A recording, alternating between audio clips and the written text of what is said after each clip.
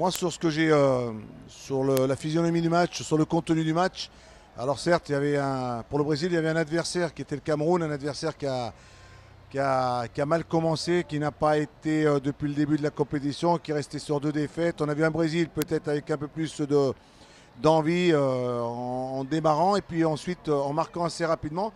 Mais après, ce Brésil a encore montré des signes de faiblesse. Ça veut dire que sur le plan physique, une équipe perdant des duels, une équipe du Cameroun sachant trouver des solutions, en égalisant.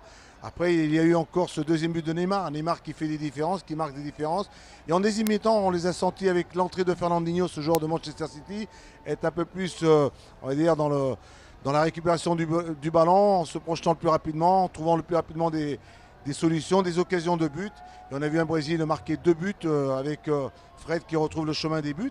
Mais c'est vrai que ce Brésil-là, sans être très convaincant, nous rassure un peu. On va dire, on attend beaucoup mieux, mais c'est de mieux en mieux. Une victoire, c'est important pour le Brésil, pour attaquer ses huitièmes de finale face au Chili.